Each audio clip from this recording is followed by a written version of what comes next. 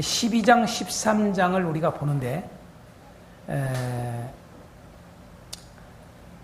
12장, 13장을 보기 전에 꼭 봐야 될 말씀이 있어요. 그래야 12장, 13장이 확연히 이해가 돼요. 그게 뭐냐? 여러분 잘 알다시피 창세기 3장 15절이에요. 한번 보겠습니다. 창세기 3장 15절. 잘 아시지만은 한번 보겠습니다.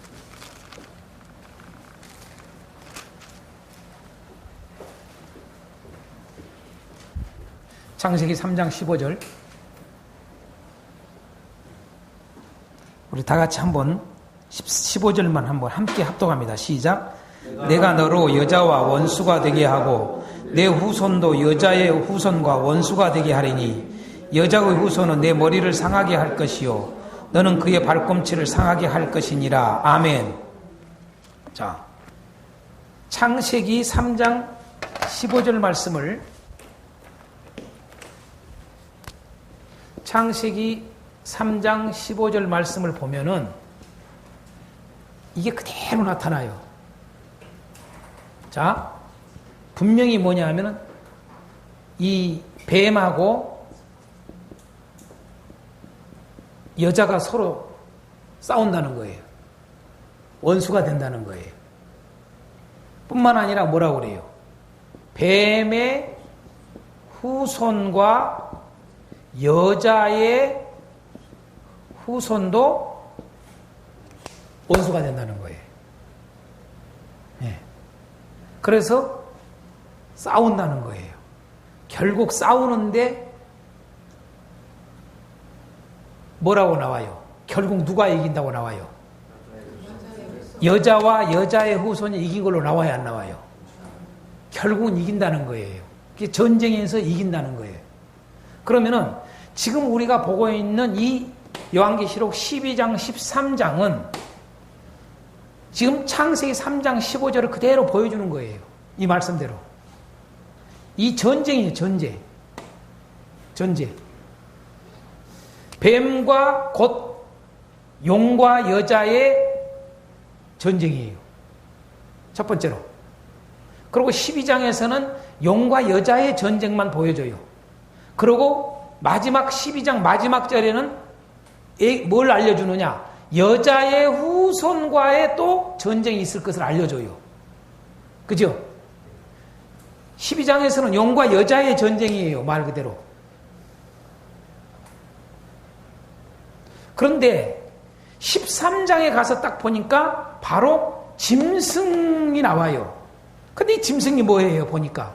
이제 13장 자세히 보면 알지만은 용의 후손이라는 걸 그냥 드러내줘요. 그쵸? 이따 이제 자세히 우리가 볼 때, 한 절 한 절 볼 때, 용하고 닮은 꼴이에요. 그렇잖아요?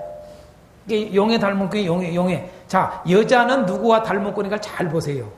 12장 딱 여자 이야기가 나와요. 여자가 어떤 모습인가 1절에 나와 1절서부터 2절이요. 그죠? 그럼 그 모습이 여자가 누구를 닮았는가 잘 보세요. 그럼 여자가 누군가를 알 수 있어요. 그죠? 자, 그건 한 절 한 절 볼 때 내가 다시 설명하겠습니다. 큰 틀을 우선 아시라고요. 큰 틀을. 무엇을 말하고자 하는지. 12장, 13장은 영적 전쟁을 보여주기도 하고 첫 번째로는 영적 전쟁. 그럼 왜 영적 전쟁을 하냐? 왜 이들과 전쟁하고 이들과 전쟁을 하느냐? 왜 용의 후손과 여자의 후손이 전쟁을 하느냐? 다시 말해서 짐승하고 왜 성도가 전쟁을 하느냐 그 말이에요. 13장 그걸 보여줘요. 다스리려고 그래. 왕노릇 하려고 그런다고요. 다른 거 하나도 없어요. 에? 그래서 결국은 보면은 12장, 13장을 통해서 보여주는 거면은 결국은 뭐냐라면은요. 여러분, 12장에서는 마귀가 땅으로 내쫓김 당했다. 다시 말해서 그래서 여러분, 땅의 임금이 되는 거예요. 그래서 요한복음에는 세상의 임금이라고 표현했던 거예요, 마귀를. 네. 그래서 다시 말해서 쉽게 하겠어. 제가 이런 표현을 써요. 하나님은 온 우주 만물을 주관하고 계세요. 그치요? 응? 주관하고 계세요. 그러지만은 세상을 누가 주관해요? 마귀가 주관해요. 마귀가. 여쭤봅시다. 지금 마귀 활동해요? 안 해요? 활동하잖아요.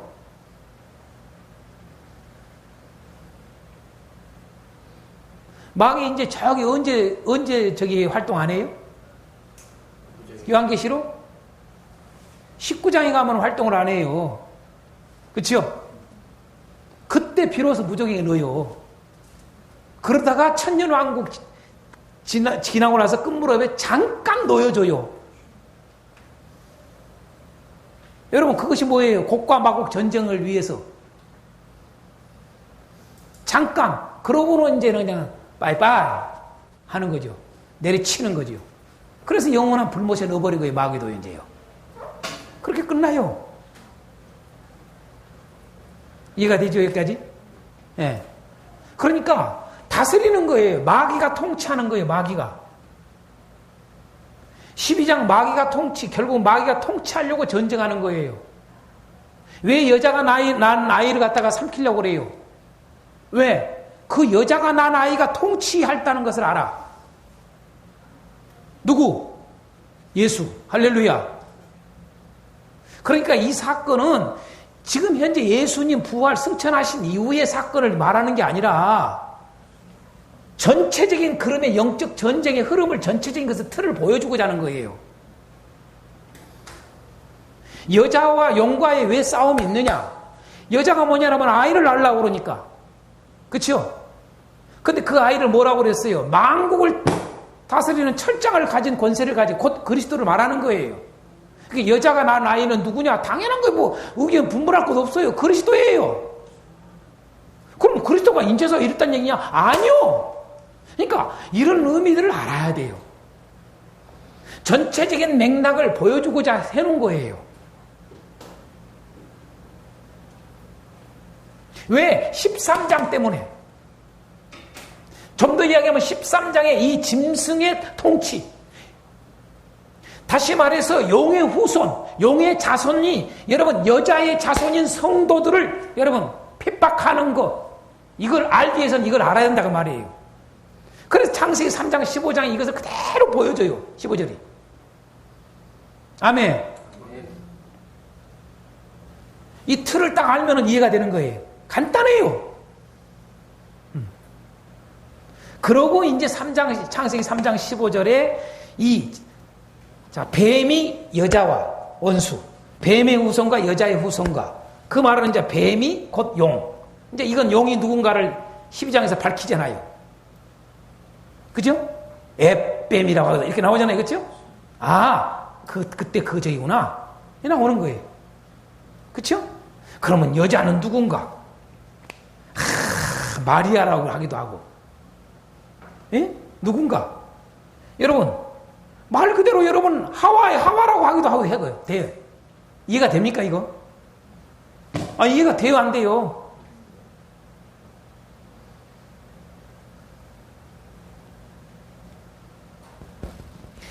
여자는 일종의, 뭐예요, 이게?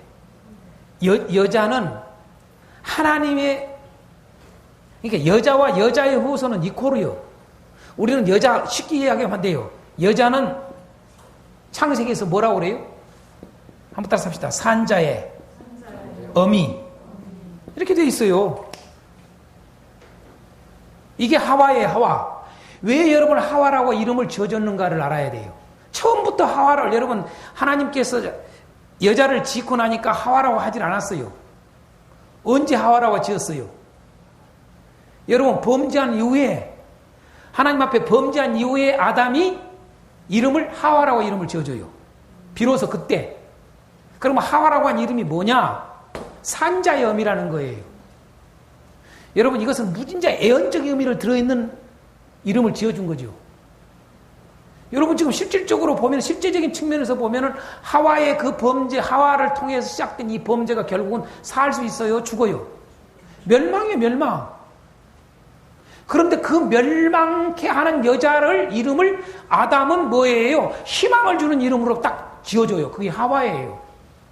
그게 산자의 의미예요. 그렇죠? 이건 애언적 의미가 들어있는 거예요. 응? 이해가 되죠?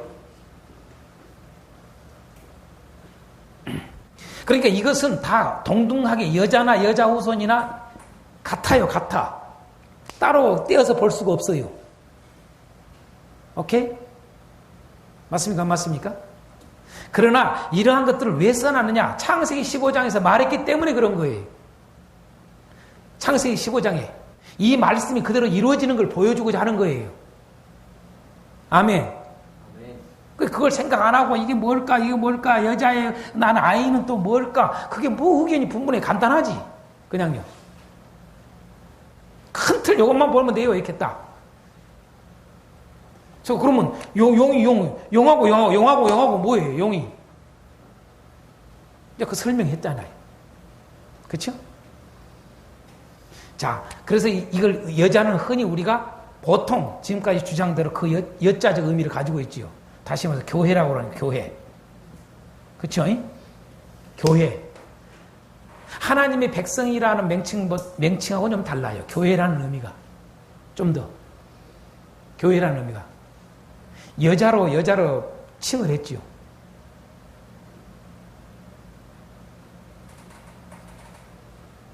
왜 산자의 의미라고 그랬는가? 의미. 자, 보십시다. 이왕 여자의 후손에 대한 이야기가 나오니까 이야기입니다. 여자의 후손은 단순히 우리는 많은 사람들이 그냥 단순히 그리스도만 생각해요. 그래요, 안 그래요?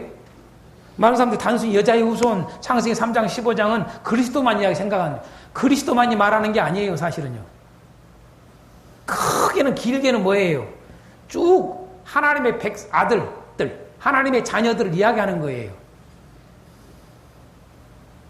그래서 여러분 구약성의 창세기는 어떻게 나가느냐? 이 아담과 하와를 통해서 일어난 범죄로 말미암아서 끊어질 저기가 여러분 어떻게 돼요? 이어져 가요. 하나님의 그 백성에 대한 자식들이 이어져 간단 말이에요. 근데 이어져 가는 그 놀라운 일들 가운데 무엇을 보여주느냐? 중심이 뭘로 되어 있어요? 여자의 후손으로 중심이 가요. 우리가 열왕기서 같은 경우도 보면은 굳이 왕들을 이름을 지어놓고는 꼭 어머니가 누구라고 나와야 안 나와요? 그거 빼도 되잖아요. 근데 왜 성경에 그걸 모든 왕들에게 그 어미가 누구였는가를 이야기를 꼭 해놔요? 이런 것 때문에 그래요. 여자의 후손. 예를 들어서 창세기 이후의 말씀 속에서 보면은 뭐예요? 바로 그 야곱의 그 아들 중에 12아들 중에 유다. 에? 유다를 통해서 혈통이 이어지는 걸 보면은 그 어느 여자를 통해서 혈통이 이어져요? 자기 며느리 다말을 통해서 여러분 혈통이 이어진단 말이에요. 그걸 한 장에 걸쳐서 창세기에 딱 언급을 해요.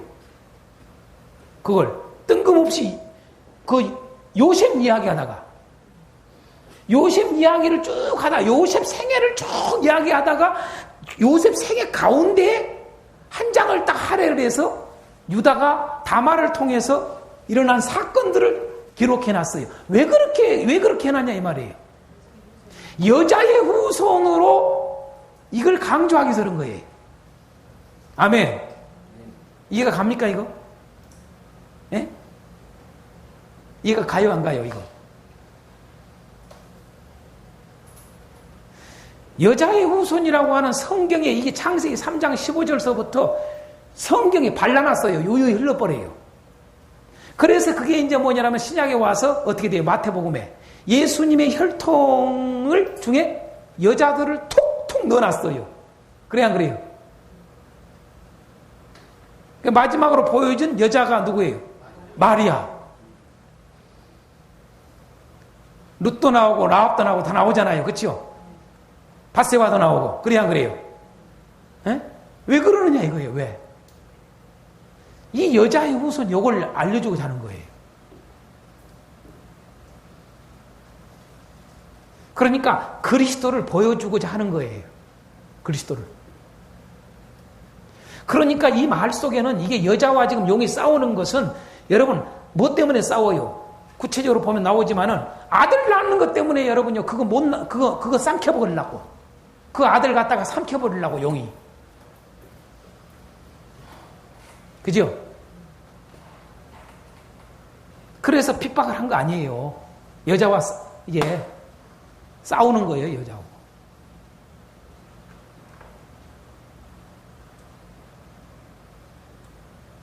이해가 됩니까? 그러니까 영적인 이런 우리가 눈에 보이지 않는, 우리가 역사 가운데 눈으로 알 수가 없는, 네? 하나님의 이 영적 세계 속에서의 끊임없는 그리스도를 통해서 통치를 하고자 하는 것과 여기에 대해서 이걸 못하게 하고 자기가 통치하려고 하는 원수 마귀와의 관계가 있음을 보여주고자 하는 거지요. 그래야 13장이 자연스럽게 연결되는 거예요. 13장에 결국은 이 짐승의 통치를 보여주는 거지요. 짐승이 통치하면서 짐승이 통치하기 위해서 가장 걸림돌이 뭐예요? 바로 여자의 후손이란 말이에요. 성도들. 그래서 결국은 이들을 이겨요, 안 이겨요? 13장이 이겨요, 여러분요. 그러면서 완전한 통치를 하기 위해서 보여준 게 뭐예요? 이 두 번째 짐승이 이 첫 번째 짐승을 완전히 이렇게 높이잖아요. 그래서 결국 뭐예요? 짐승을 신격화시켜버리는 거예요. 신으로. 신의 자리에 앉게 만드는 거예요. 신의 자리에. 그게 뭐예요? 그걸 하기 위해서 한 게 뭐예요? 666이라 이거죠. 사실은 666은 매매를 하기 위해서 표로 만든 게 아니에요. 원래는 목적이. 이해가 되죠? 제가 이미 자료에 넣어놨습니다만은 이왕이 나오게 하겠습니다. 14만 4천을 갖다가 뭐 해요? 하나님이 인을 쳐요. 동일한 원리예요. 하나님은 자기 백성이라고 하는 것을 확실하게 하기 위해서 인을 치고, 마귀는 곧 마귀의 후손인 짐승은 어떻게 돼요? 자기 다스림 속에 통치 속에 들어오도록 인을 치는 거예요. 그게 666이에요. 같은 원리, 같은 원리. 다시 말해서 14만 4천 인침은 하나님 자기 이름을 갖다가 넣어놓는 거예요. 여기다가. 반대로 이 짐승들은 어떻게 돼요? 자기 이름을 거기다가 넣는 거예요. 자기 통치 속에 내려놓기 위해서. 이해가 되죠? 그게 666이에요, 원래. 그게 이제 어떻게 돼요? 이게 매매까지 활용이 되는 거예요, 나중에. 원래 매매용으로 하기 위해서, 매매를 하기 위해서 만든, 그러니까 이런 베르칩이나 바코드라는 말이 여러분, 될 수가 없는 거예요. 그런 비슷한 것들을 통해서 할지는 몰라요. 그죠? 근데 우리는 매매로 하고 있는 그걸 갖다가 무조건 이게 뭐냐 666이라고 받아들이면 큰일 난다고 이렇게 가르치는 것에서 그 정확한 의도를 모르니까 그러는 거예요. 666의 의도를. 제가 이따가 666을 할 때 다룰 때 구체적으로 좀 나누겠습니다. 오늘 큰 두 가지 주제가 이 10장서부터 13장 속에서 우리가 가장 이슈되고 있는 요한계시록에 이슈되고 있는 두 사건, 하나는 7년 대환란이라는 것과 하나는 뭐예요? 666 이 두 가지를 다룬다고 말이에요. 그래서 7년 대환란을 오전에 우리가 다뤘으니까 이제는 666은 조금 이따 다루겠다 이 말이에요. 큰 틀만 우선 아십시오. 그래서 영적 전쟁 이렇게 용 대 여자, 용의 후손과 여자의 후손 이것을 13장에 있는 이 사건을 우리가 알아야 돼요. 이걸 알려면 이걸 알아야 돼요. 근본, 본질을. 영적 전쟁의 본질이 어디서 출발하는가를 보라고 말해요. 그걸 보여주기 위해서 이걸 한 거예요. 12장을. 이해가 되죠? 네. 그래서 이 전쟁이 일어나는 거예요. 그래서 이런 박해가 오는 거예요. 곧 전쟁, 곧 박해. 이 박해를 통해서 결국은 뭐예요? 마귀가 통치한 것을 보여준 것처럼 12장에서 13장에서는 마귀의 후손이 통치하는 걸 보여주는 거예요. 곧 짐승의 통치예요. 그게 마지막 재앙이 올 때까지 통치를 하는 거예요. 그래서 마지막 재앙을 통해서 끝나는 거예요. 아멘. 그렇게 돼 있어요. 그러면서 결국은 어떻게 되냐? 3장 15절의 말씀대로 결국은 뱀과 여자가 원수가 되고 뱀의 후손과 여자의 후손과 원수가 되는데 결국은 어떻게 되냐? 바로 여자가 뱀을 이기듯이 머리를 밟아서 이기듯이 여자의 후손이 뱀의 후손을 이긴다. 결국은 둘 다 보여준 게 뭐예요? 승리한다 그 말이에요. 아멘. 그러면 그 승리가 언제 와요? 바로 그게 이제 그리스도 재림 통해서 끝나는 거예요. 할렐루야. 그 이루어지는 거예요. 3장 15절이. 그래서 3장 15절이 이 간단한 한 절이 12장서부터 쫙 18장까지 가는 거예요. 19장까지. 아멘. 이해가 되죠? 19장 20장까지 가는 거예요. 이 한 절을 쭉 풀어놨다 생각하면 돼요. 이해가 되죠? 그래서 창세기 3장 15절을 사실 요한계시록 이렇게 12장서부터 20장까지 보여주지만은 20장까지 보여준 건 아니라 성경을 통해서 우리 역사 가운데 계속 이것이 흘러왔다는 것 보여주는 거예요. 알아라 그 말이에요.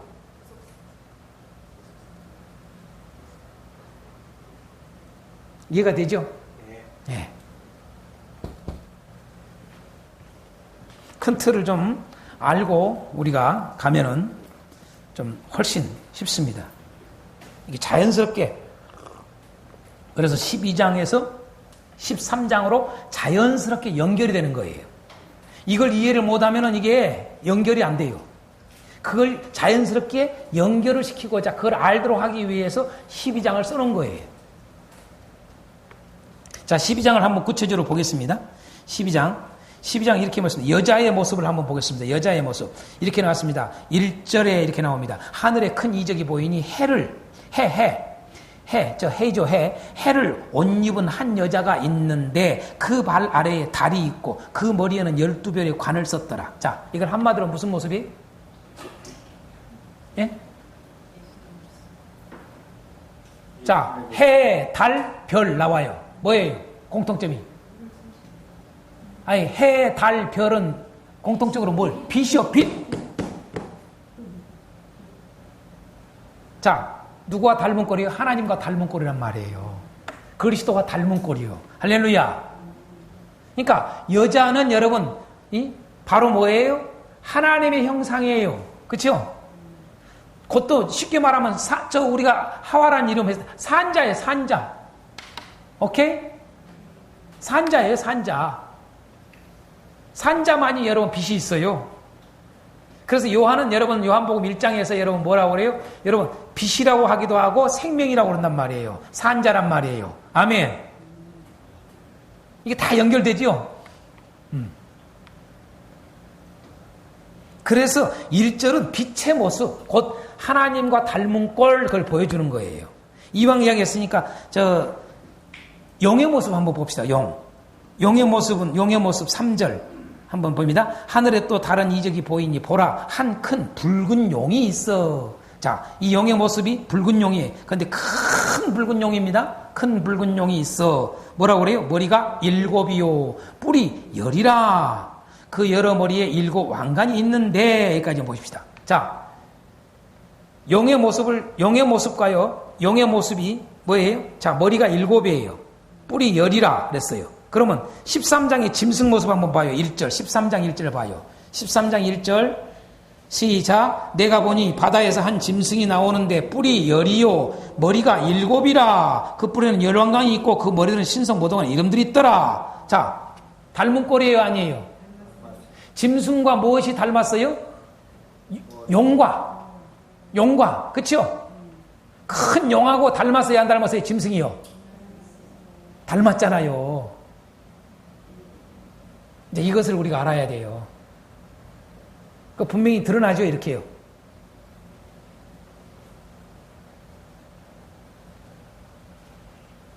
그래서 13장 1절에 나오는 이 첫 번째 나타난 한 짐승은 곧 이제 이게 강력한 이게 666의 이 신과 같은 존재인데, 그죠? 이게 이 자가 바로 누구라는 걸 얼른 알 수 있어요?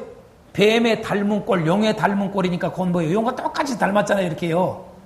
그건 뭐예요? 뱀의 후손이란 말이에요. 그죠? 용의 후손. 맞습니까? 안 맞습니까? 용의 후손 맞아요? 안 맞아요? 용의 후손이잖아요.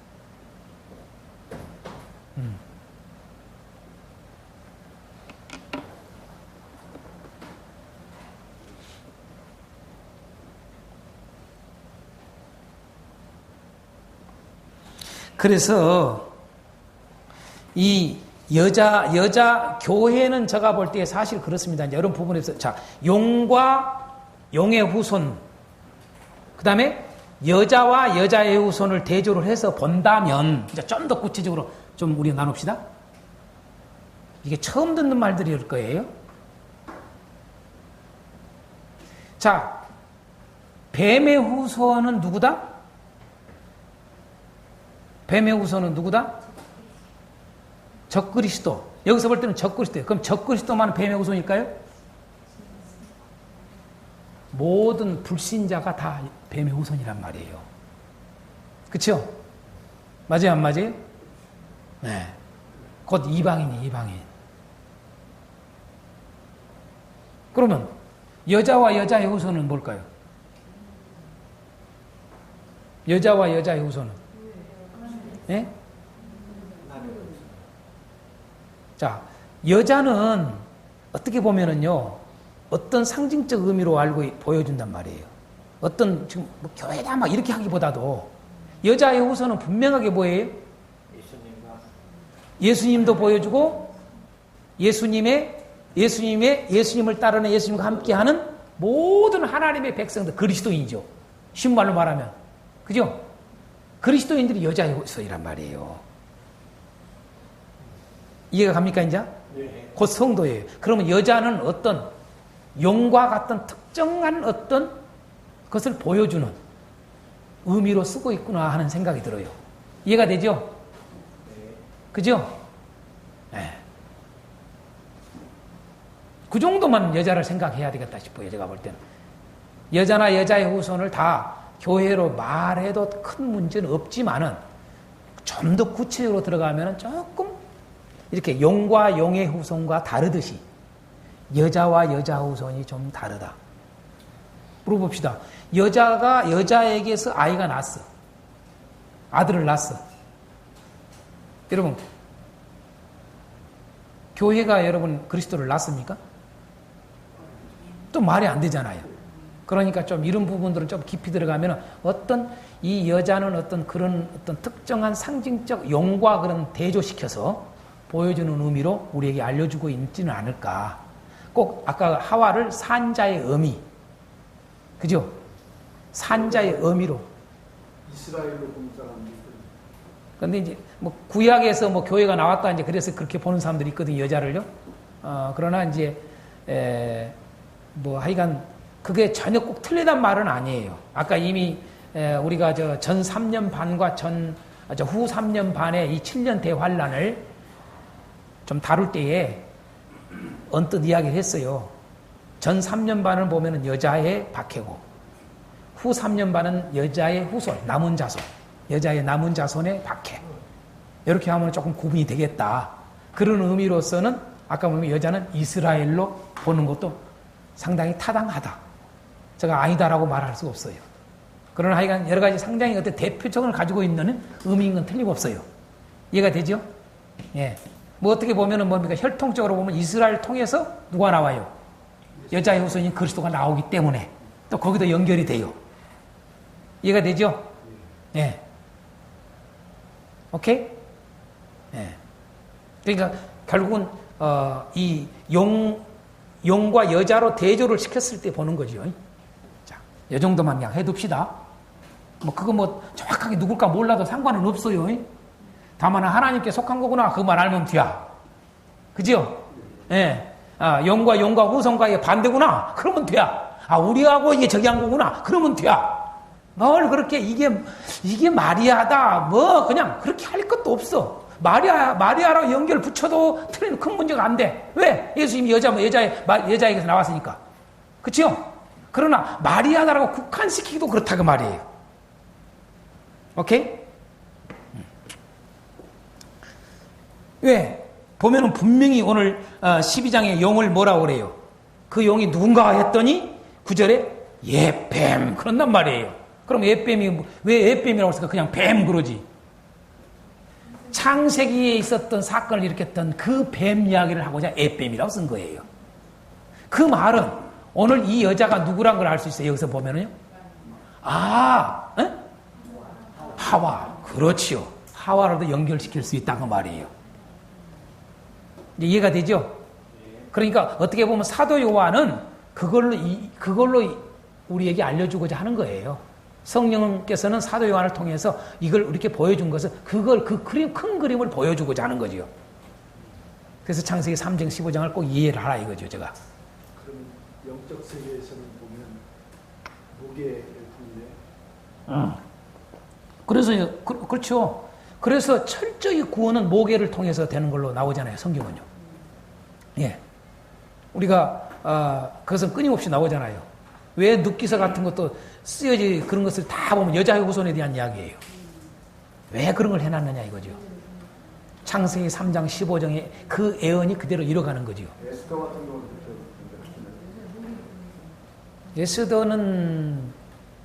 예스더는 그걸 혈통을 이은 자는 아니잖아요. 그죠? 조금 다르죠. 사절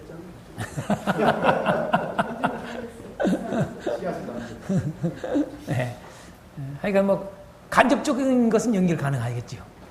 그러나 직접적인 것으로는 아까 뭐 무시나 이런 것은 연결이 확실히 되잖아요. 이게 뭐 바세바 이런 게 그렇죠? 라하 이런 게 그대로 구체적으로 연결되는 거죠. 왜 좀 더 이야기하면 창세기에 왜 여러분 이렇게 굳이 강조를 뭡니까? 아브라함의 자식은 다 자식일 거 아니에요. 그죠? 근데 아브라함의 자식이 중요한 게 아니라 곧 누구 중요해요? 사라의 자식이 중요한 거예요. 이해가 되죠? 그래서 그걸 갈라디아서는 그걸 말을 했어요. 예? 이게 아브라함의 자손, 이스마엘도 아브라함 자손이고 이삭도 아브라함의 자손이요. 아브라함의 자식이요. 틀림없는. 근데 누구로 결정이 돼요? 여자로 결정이 되는 거야. 남자로 결정된 게 아니라. 그게 뭐예요? 여자의 후손이라는 이유 때문에 그런 거예요. 맞죠? 계속 그걸 보여주는 거예요. 왜 야곱도 여러분 보세요. 야곱이 12아들이 있어. 다 아들들이요.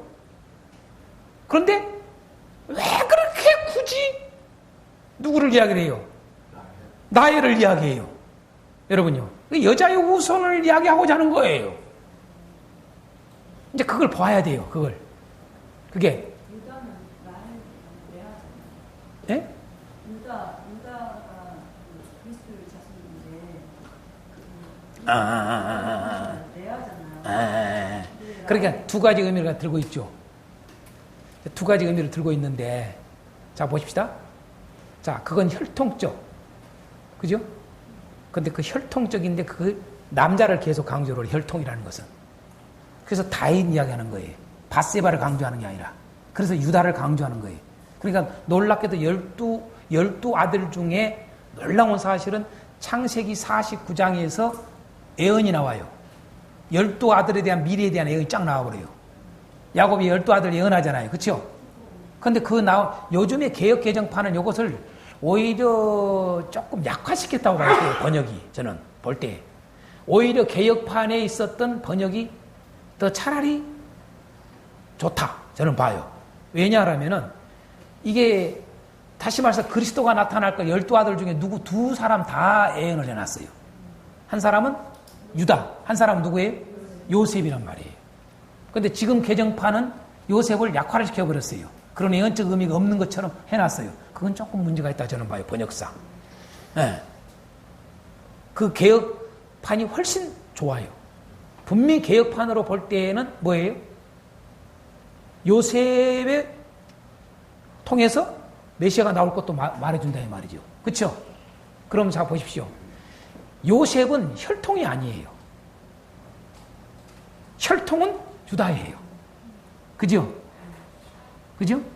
네. 그게 바로 놀라운 이게 하나님의 이 비밀이 그래서 이 하나님의 그리스도가 오심에 대한 거 철저히 덮어놓은 거죠. 비밀로. 네. 그런데 그것이 그대로 그게 또 맞아. 유다의 후손으로 혈통으로 왔다는 것도 맞아떨어져. 다윗의 혈통이니까. 또 요셉의 저기로 메시아가 온 것도 맞아떨어져 안 맞아요. 그 아버지가 누구요? 요셉이요. 아니 예수님의 실질적인 이름이 뭐냐고요? 요셉이란 말이에요. 근데 그 요셉, 그 예수님의 아버지인 사람의 이름이 요셉이요. 근데 또 그 요셉의 아버지가 이름이 뭐예요? 야곱이요. 놀라운 사실이죠. 창세기에 나타나는 야곱과 야곱의 아들인 요셉인 것처럼 뭐예요? 마태복음에 나타나는 예수님의 아버지가 누구로 나와요? 요셉으로 나오는데 그 요셉의 아버지가 야곱이란 말이에요. 그러니까 이것은 뭐예요? 그대로 그 약속이 이루어지는 걸 보여주고자 하는 거죠. 놀랍잖아요. 네? 자, 어쨌든. 예? 족보가 마태복음 족보와 누가복음 족보.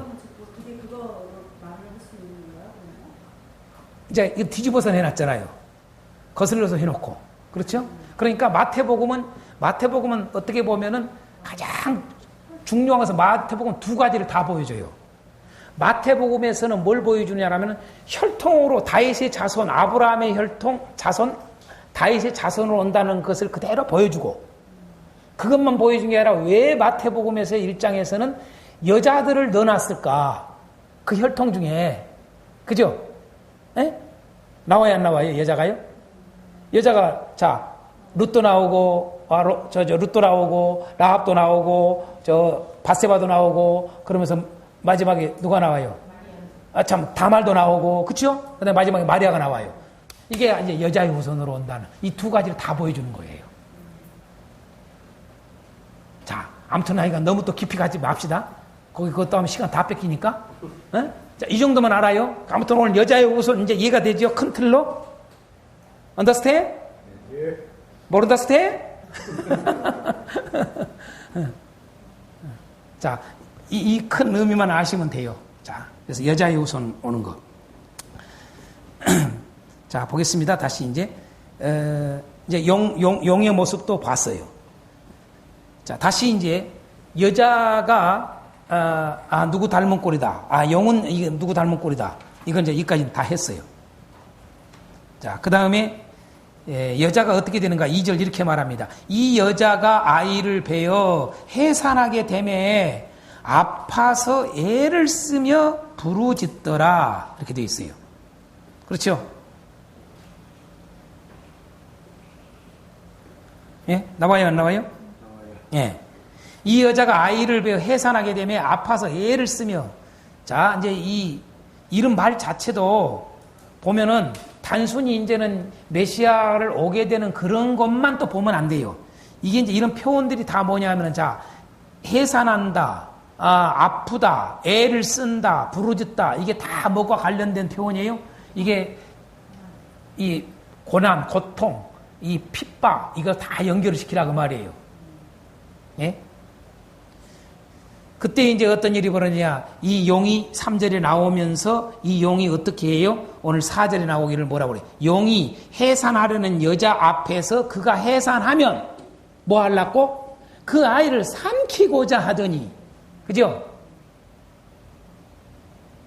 그러니까 이 마귀가 이제 이 용이라는 것은 이미 이제 9절에 밝혔으니까 마귀라고 내가 씁니다. 그냥 이 사탄이 뭐예요? 여자가 낳은 아이가 통치할 자라는 걸 알아. 말 그대로 곧 그리스도의 메시아요. 그렇죠? 그러니까 삼키려고 그러는 거예요.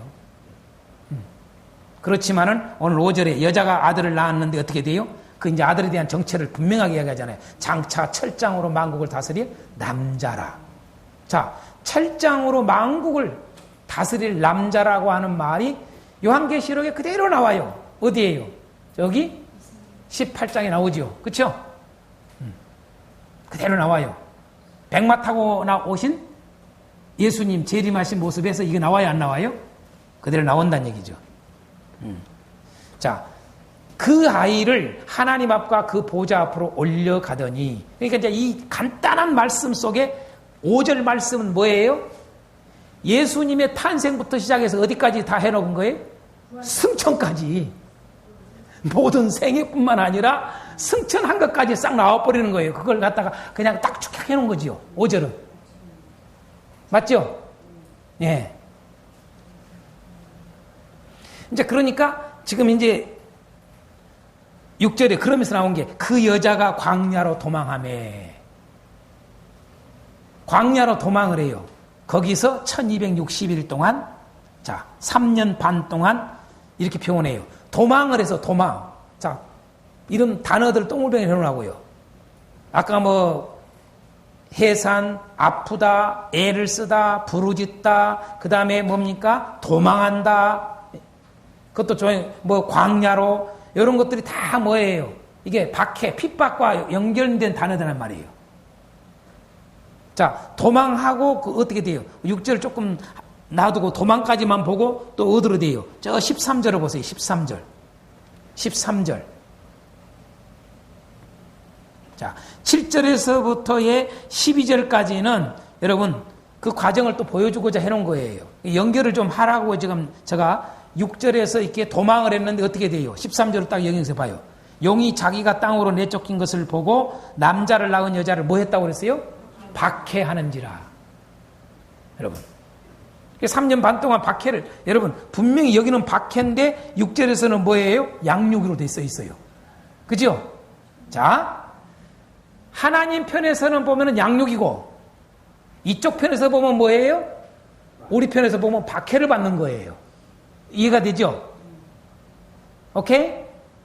자, 3년 반 동안에 여자가 지금 현재 엄청난 박해를 당하는 것을 보여주는 거예요.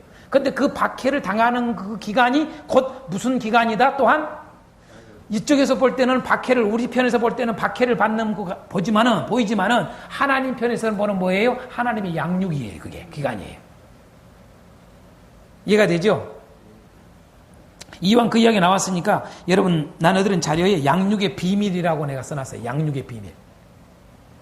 양육의 비밀에는 반드시 고난이 기본적인 교과예요. 교과목이에요. 예? 따라합시다. 양육의 기본 코스. 뭐예요? 고난이요, 고난. 고난이 없는 양육은 있을 수가 없다 그 말이에요. 하나님의 양육에는 반드시 고난이라는 교과목을 통과를 시키게 해요.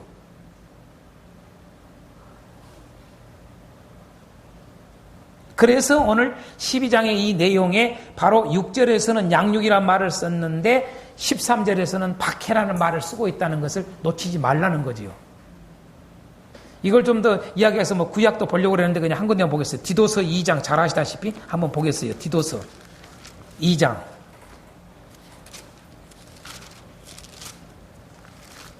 디도서 2장 11절에서 14절까지 봅니다.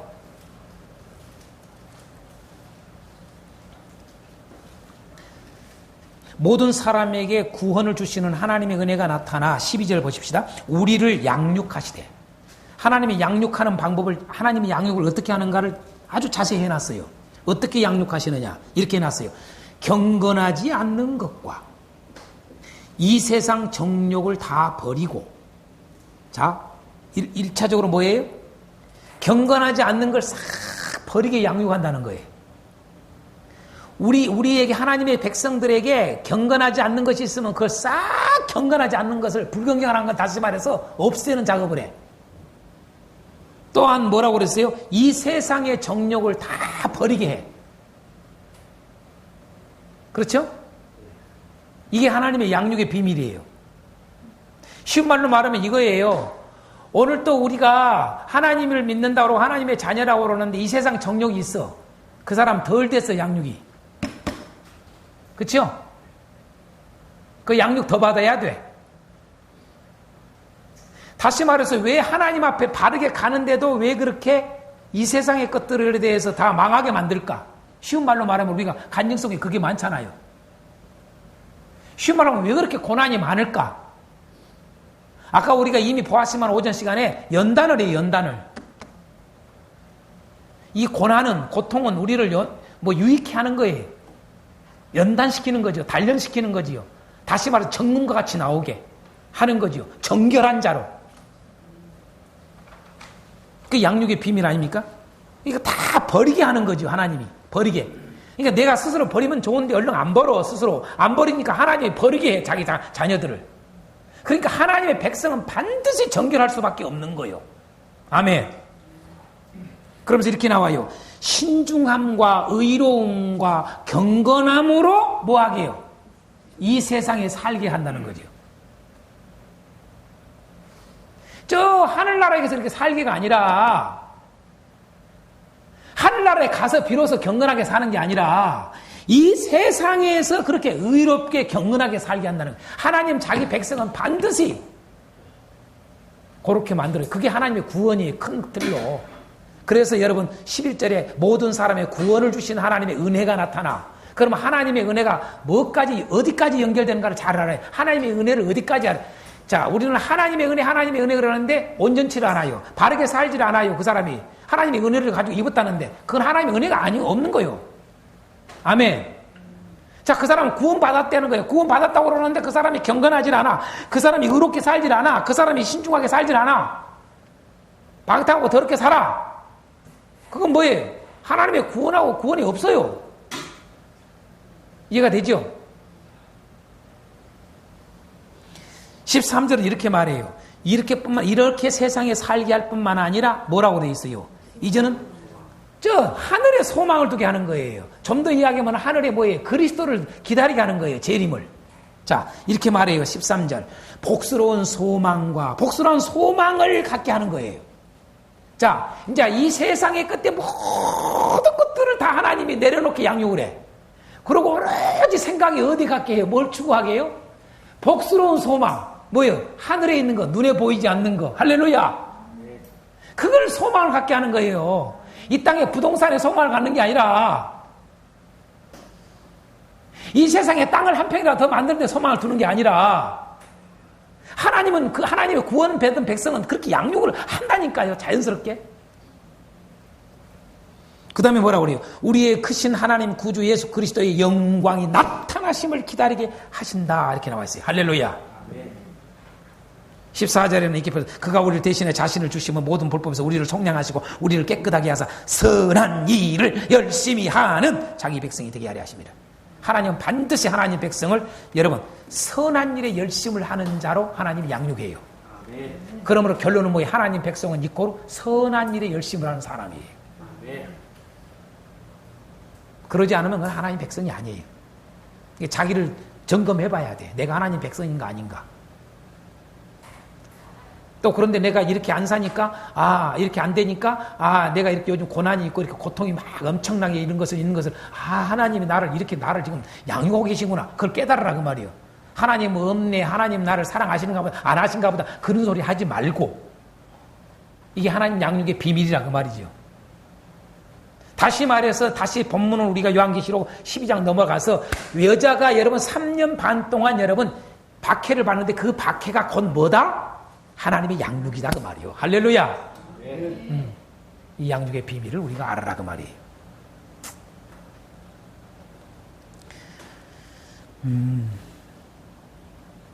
그 다음에 보겠어요. 결국은 여자는 하나님이 이렇게 결국은 여자를 못 무너뜨려요. 용이요. 그렇죠? 못 무너뜨려. 자, 좀 보겠습니다. 더. 이 용이 어떻게 하는가를 좀 보겠습니다.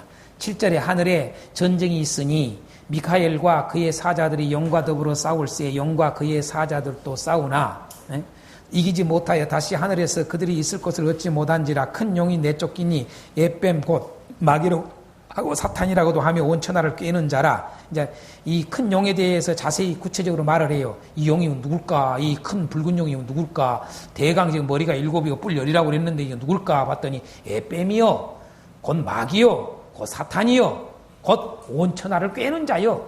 네? 그러니까 쉬운 말로 오늘날 이 사람들이 다 세상 사람들이 저 모양이니까 공부를 해도 해. 저 모양이니까 왜 상식도 안 되는 상식 이하에 저는 생각을 할까? 도무지 이해가 안 된다. 이게 다 뭐예요? 온 천하를 깨는 사단의 게임 속에 다 들어있다고 말이에요. 그걸 디모데서는 뭐라고 그래요? 다 속임 속에 있다 표현했어요. 속임 속에.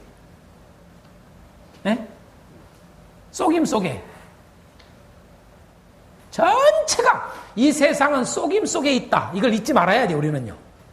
적어도 우리 그리스도인은 그걸 알고 가야 돼요. 천하 없는 말을 해도 그거 다 속임 속에 있다. 그걸 잊지 말아야 돼요. 그러니까 우리는 속으면 안 돼. 진리가 있는 자는 속을 수가 없어요.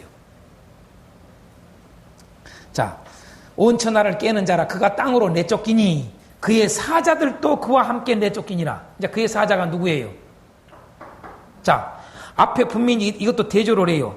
미카엘과 그의 사자가 나와요. 미카엘과 그의 사자. 그렇죠? 미카엘과 그의 사자가 나와야 안 나와요? 자, 미카엘과 그의 사자가 나옵니다. 미카엘과 그의 사자. 자, 미카엘은 누구예요? 자, 천사장이죠. 그렇죠? 미카엘과 그의 사자. 그 다음에 용과 그의 사자. 자, 미카엘과 용은 뭐예요? 같은 천사지만은 뭐예요? 같은 천사장이에요. 그렇죠? 자, 그러면 그의 사자는 뭐예요? 예? 다 천사들이죠. 요것도 천사들이에요. 그렇죠? 그래서 바로 이게 뭐냐라면은 하나님 모든 천사는 하나님이 부리는 영이잖아요. 영. 부리는 영. 부리는 영이라고 여러분 히브리서 1장에 나오잖아요. 그렇죠? 하나님이 부리는 영이란 말이에요. 그렇죠? 하나님이 부리는 영인데 이게 대적과 배반한 거 아니에요. 이게 용과 그를 따르는 그 밑에 있는 추종하는 이 천사장이었으니까 용이, 그죠? 사단이, 네? 그의 사자들. 그래서 뭐냐라면 다 영이란 말이에요. 이걸 뭐라고 그랬어요? 자, 이게 그의 사자가 오늘날 우리가 쉽게 뭐예요? 용은 누구란 거 알죠? 마귀예요. 마귀, 사탄. 그러면 그의 사자는 뭐예요? 그렇죠. 귀신이 귀신.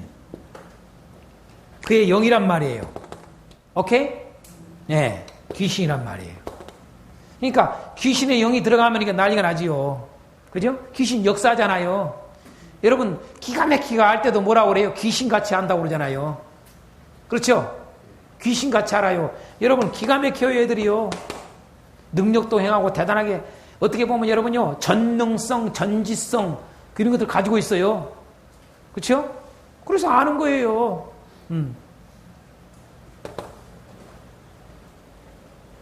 그러니까 복음서에 보면은 여러분 아무도 몰라도 귀신을 알잖아요. 그리스도를. 에? 귀신같이 안다는 말이 진짜 거기서 실감나요. 아무리 예수님이 그리스도를 이야기해도 제자들도 얼른 깨닫지 못하는데 누가 얼른 그냥 알아봐요? 그냥 그 귀신 그냥 알아봐요. 그냥. 그런데 이 바로 누가? 용과 그의 사자들이 다 어디로 내쫓김 당해요? 땅으로, 분명히 땅으로 내쫓김 당한. 그래서 땅에 임금이 된 거예요. 네? 눈에 보이지 않는 영적. 그래서 이제 눈에 보이는 통치를 짐승을 통해서 하는 거예요. 자기 우선으로. 이해가 되죠? 그걸 통해서. 그러니까 우리는 여기서도 귀신론을 그냥 얼른 알 수 있는 거죠. 귀신이라고 하는 존재는 뭐예요? 사람의 죽은 영혼이 떠돌아다니는 것이다. 전혀 말도 안 되는 소리 하지 말라 이거죠. 귀신론 주장하는 이제 김기동 그쪽이나 이철석 목사나 이런 사람들 다 귀신론은 다 그렇게 봐요. 떠돌아다니는 죽은 영혼이 떠돌아다니 못 오려고 귀신으로 떠돌아다닌다는 거예요. 그래야 그게 들어온다는 거예요. 그래서 그 증거가 뭐냐 물어보면 언제 죽었던 할아버지 흉내를 내면서 나 누구다고 그러고 너 누구냐 그러면은 어느 시대에 저기였던 어느 몇째 할머니라고 그랬었고 그래 안 그래요? 너 누구냐 그러면은 그 실질적으로 그렇게 말을 하니까 드러날 때 그게 뭐예요? 그게 속임인데 마귀와 귀신의 그 본질이 뭐예요? 얘들은요 거짓말이요. 거짓말 꽤 그냥 본질이 거짓이요. 그들에게는 그들 말을 액면으로 받아들이면 안 돼. 진실이 아니요. 거짓이요. 거짓. 근데 또 거짓을 갖다 진짜로 하기 위해서 뭐예요? 흉내를 내. 무당들 할 때 보면은요. 그 할아버지 그대로 흉내를 내. 그래 안 그래요? 여러분 저 사울왕이 뭐냐라면 급급할 때 그 신접한 여자한테 가가지고 여러분 누구를 불러달라고 그래요. 누가 올라와요? 여러분 사무엘 영이 올라와. 그게 뭐예요? 진짜 사무엘이 누구요? 여러분 진짜 사무엘이 아니요. 누구요? 그게 귀신의 역사요. 할렐루야. 그런 걸 우리는 알아야 돼. 응? 근데 그대로 사무엘처럼 흉내내잖아요. 그러고 알아. 귀신같이 한다니까요. 너 이렇게 해서 이렇게 된 거다. 그냥 다 이야기해. 사무엘로 나타난 그 영이. 그래, 안 그래요? 그러니까 또 사울은 뭐예요? 사무엘인 줄 알고, 예, 그러고 앉았잖아요. 어린 밤통이 똥덩이. 근데 이걸 지금도 똑같이 이 세상 속에서 그런단 말이에요. 놀라운 사실은 지금도 뭐냐면 무당들 도저히 예수 믿으면서도 너무나 힘들고 뭐에 안 되면 하나님 응답들로 없으면 부닥거려 하는 기독교인들이 상당히 많아요. 지금도요. 어리석도다. 왜? 썩고 있으니까. 그러니까 나타나는 현상을 보고 진짜인 줄 알아. 그들은 본질이 거짓말쟁이라니까요. 걔들은 바른 말을 할 수가 없어요. 근데 그것을 그렇게 나타나니까 그게 귀신이라고. 이 말이 안 되잖아요. 말이 안 돼. 그러니까 왜 그래요? 성경의 지식이었기 때문에 그런 거예요. 성경은 이런 것들을 다 알려줬다 이 말이. 귀신론 주장할 지금 상황이 아니고 어찌됐든 그 정도만 조금 알고 가시자 그 말이에요. 예? 이런 귀신론의 부분도 정말 우리가 안타까워요. 자, 어찌됐든 그렇게 해서 이렇게 되는데, 자 10절서부터 이제 보겠습니다. 내가 또 들으니 하늘에 큰 음성이 있어 이르되 이제 우리 하나님의, 이제 이 음성은 어떤 음성인가 잘 보십시오. 이제 우리 하나님의 구원과 능력과 나라와 또 그의 그리스도의 권세가 나타났으니 우리 형제들을 참수하던 자 곧 우리 하나님 앞에서 밤낮 참수하는 자. 여기서 보면 이제 또 이 용의 정체가 나오지요. 용의 정체 마지막 뭐예요? 참수하는 일이에요. 참수하는 일. 그러니까 이 참수하는 일. 근데 그것도 얼마나 참소를 해요? 이렇게 표현해요. 우리 하나님 앞에서 뭐 해요? 밤낮으로 참소해요. 밤낮으로. 그러니까 애들은 잠도 없어. 주무시지도 아니하시고 졸지도 아니하시고 깨어있는 자들 중에 대표적인 게 이 용의 음악이에요. 응? 이들이 하는 짓거리는 꿰는 일. 다 속에서 진리로 가지 못하게 하는 거. 속임에 빠지게 하는 거. 그래갖고 속임에 빠져가지고 빠진 자들 전체 뭐예요? 고소하는 거예요. 저 보라고. 제가 저렇다고. 여러분, 그런데 빠진 자만 고소한 게 아니에요. 진짜 고소를 누구를 해? 여러분, 바르게 사는 자를 고소를 해요. 바르게 살자고 죄를 짓고 사는 자를 고소를 하는 것은 이건 고소 안 해도 돼. 그건 뭐냐면요, 그러니까 거짓말의 적이기 때문에 이 참소도 다 거짓이요. 이게 웃긴 놈이요. 이거 겁대가도 없는 놈이고. 여러분, 하나님 진리가 모든 걸 아시는 하나님 앞에서 여러분요, 어떻게 보면 참 우리가 이 참소하는 모습이 성경에 여러 곳이 나와요. 대표적으로 욥기서, 예, 그죠? 뭐 스가랴서, 예, 이런 게 다 나와요. 그렇죠? 또 열왕기서에서 나오죠. 열왕기서에, 그죠? 미가야가 그 선지자가 저기 할 때 보여준 것을 천상의 세계를 보여주잖아, 이야기하잖아요. 아방 저기 할 때, 그렇죠? 이런 내용들 뭐 등등 나오잖아요. 예? 그때 가만히 보면 뭐예요? 이 마귀가 뭐예요? 다 참소예요. 여러분, 그 멀쩡하고 그 의인 바른 욥을 어떻게 해요? 어떻게 해서라도 무너뜨리려고 여러분 참소하잖아요. 근데 또 희한한 것은 여러분, 놀라운 사실이 뭐예요? 하나님은 그 허락한다는 사실이요. 그러니까 이제 이 박해, 이 핍박, 이 고난, 이게 놀라운 하나님의 구원의 비밀을 우리는 알아야 돼요. 이 놀라운 하나님의 구원의 비밀. 그러니까 이 7년 대환란은 어떻게 보면 하나님의 구원의 비밀이요. 일반 1차 재앙, 2차 재앙, 3차 재앙은 이건 구원의 비밀이 아니에요. 이건 그들 다 심판이지. 아멘. 멸망시키는 거예요. 그건. 그러나 이 7년 대환란은 여러분, 놀라운 사실은 구원의 비밀이에요. 구원의 비밀. 그래서 우리가 전 시간에 보았다시피 하나님의 그 비밀이라 이렇게 했단 말이에요. 그걸 이루어진다는 거죠. 할렐루야. 참수하던 자가 쫓겨났고 또 우리 형제들이 어린 양의 피와 자기들이 증언하는 말씀으로서 그를 이겼으니 그들은 죽기까지 자기들의 생명을 아끼지 아니하였도다. 결국은 여러분 믿음으로 이기는 거예요. 예? 그러므로 하늘과 그 가운데에 거하는 자들은 즐거워하라. 그러나 땅과 바다는 화 있을진저 이는 마귀가 자기의 때가 얼마 남지 않은 줄을 알므로 크게 분내어 너희에게 내려갔습니다. 오늘 뭐예요? 지금 현재 천상의 세계에서 보니까 여러분 이제는 이 마지막 재앙을 앞두고 이 마귀가 어떻게 할 것인가를 보여주는, 그렇죠? 다시 말해서 이제 좀 더 이야기하면은 뭐예요? 이 후 3년 반의 이 7년 대환란 중에 후 3년 반의 이 일을 꾸밀 이 일을 보면서 여러분 이미 천상의 세계에서 있는 자들이 이 하나님의 권세에서 승리한 자들이 이한 이야기가 나온 거 아닙니까? 그렇죠? 이런 것들을 보여주는 것은 뭐예요? 11절 이런 것들을 보여주는 것은 결국은 여러분 우리로 하여금 또다시 뭐예요? 결국은 승리한다. 하나님의 백성이 승리한다. 하나님의 백성들 끝까지 이겨라. 할렐루야.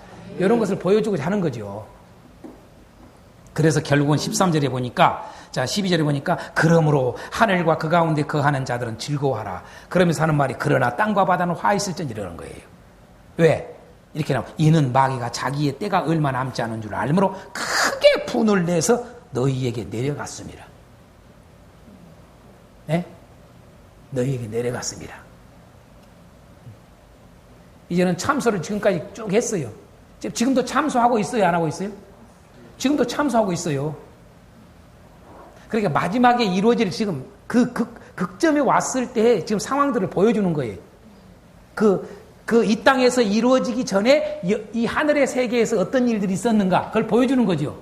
그걸 사도 요한이 본 거지요. 할렐루야. 예. 그러니까 사도 요한은 12장은 쉽게 하게해서 쫙 창세 때부터 전체를 한꺼번에 싹 보는 거예요. 이게 스크린을 전체부터 쫙 마지막 지금 현재 재앙이 오기까지의 이것들을 한번 쭉 보는 장면이 12장의 내용들이에요. 이해가 되죠? 요렇게 봐야지 어느 한 부분 요것만 보면 안 된다 이 말이에요. 그 당시에 있을 부분을 본 게 아니라 이 말이에요. 이해가 되죠? 자 13절 넘어갑니다. 용이 자기가 땅으로 내쫓긴 것을 보고 남자를 낳은 여자를 박해하는지라 아까 했으니까 됐고 14절 그 여자가 그 큰 독수리 두 날개를 받아서 광야 자기 곳으로 날아가 거기서 그 뱀의 낯을 피하여 한 때와 두 때와 반 때를 양육받으며 여자 뒤에서 뱀이 그 입으로 물을 강같이 토하여 여자를 물에 떠내려가게 하려 하되 땅이 여자를 도와 그 입을 벌려 용의 입에서 토한 강물을 삼키니 결국은 하나님이 여자를 승리하게 한다 이 말이에요. 아멘. 그래서 17절 용이 여자에게 이제 어떻게 해요? 분노하여 돌아가서 그 여자의 남은, 그러니까 이제 여자도 못 이겼어. 결국은 여자가 낳은 아이도 지금 현재 삼키려고 그러는데 못 죽였지. 뭐예요? 결국은 쪽박 차고 지금 내려와가지고 이제 여자들 갖다가 뭐냐라면 어떻게 하려고 그러는데 그것도 박해를 했는데 그것도 못했지. 이제는 남는 건 누구밖에 없어요. 여자의 남은 후손밖에 없는 거예요, 이제. 에? 그래서 여자의 남은 후손, 그 여자 남은 후손을 표현을 이렇게 했어요. 정의를 내려놨어요. 뭐라고요? 하나님의 계명을 지키며 예수의 증거를 가진 자들 이렇게 해놨어요. 이게 무슨 말이에요? 참 그리스도인 그 말이죠. 그렇죠?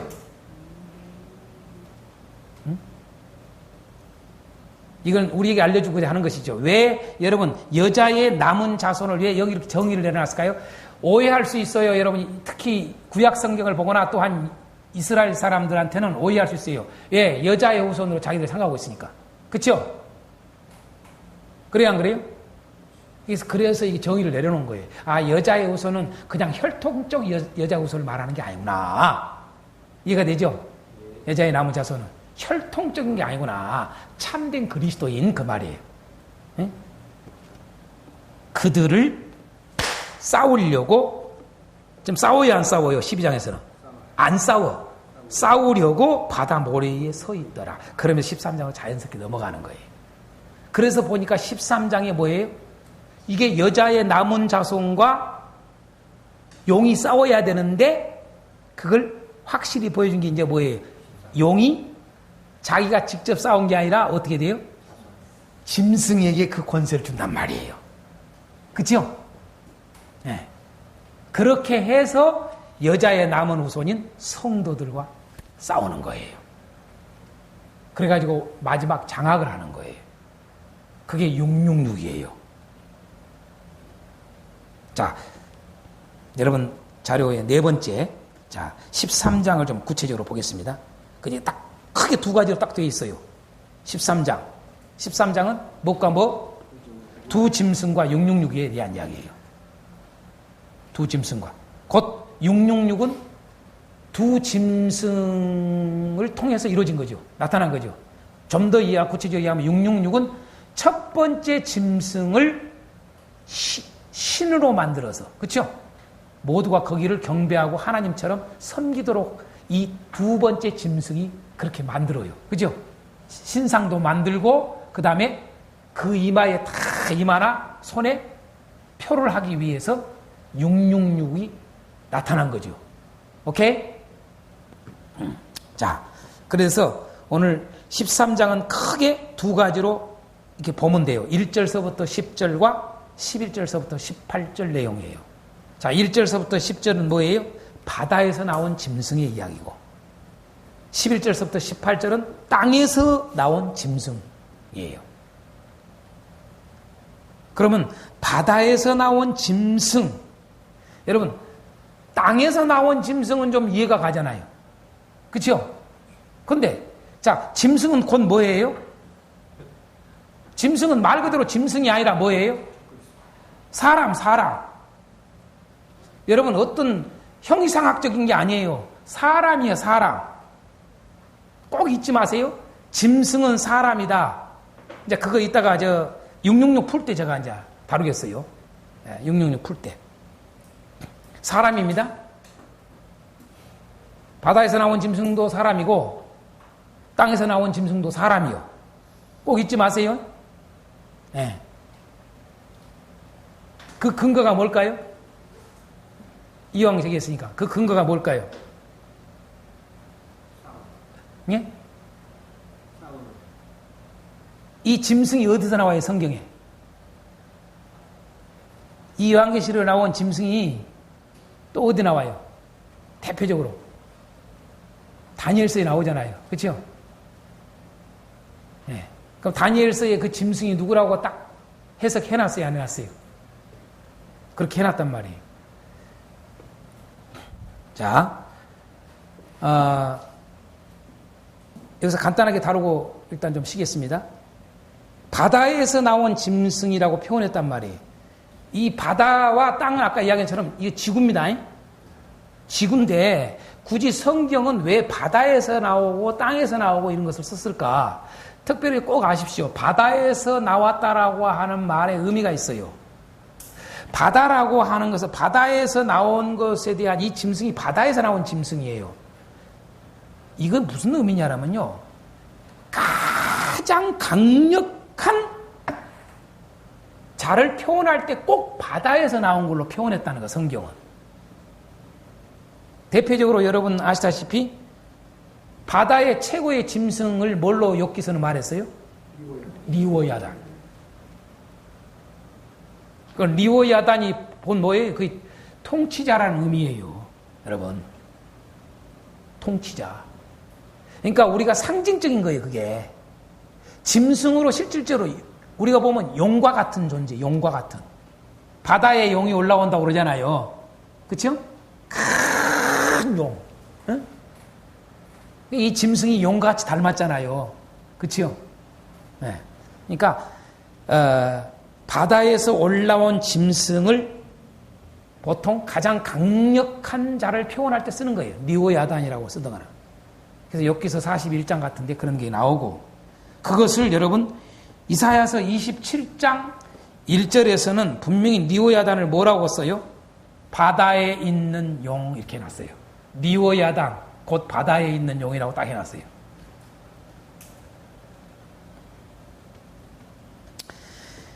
제가 아까 그 짐승, 이제 네 짐승이 다니엘서에 나오잖아요. 7장에. 네 짐승이. 근데 그 네 짐승이 뭐예요? 네 왕이에요. 네 왕. 네? 네 왕 이야기를 하는데 그 네 왕이 나오는 네 짐승이 어디서 올라온 걸로 다니엘서 7장 3절에 나와요? 바다에서 나온 걸로 나와요. 네? 그래서 이 바다에서 올라온 짐승은 곧 무엇을 의미하느냐? 가장 강력한 통치자. 그죠? 이걸 말할 때 바다에서 올라온 짐승으로 표현했다. 이 정도 말하면 돼요. 자, 그래서 이 바다에서 온 짐승을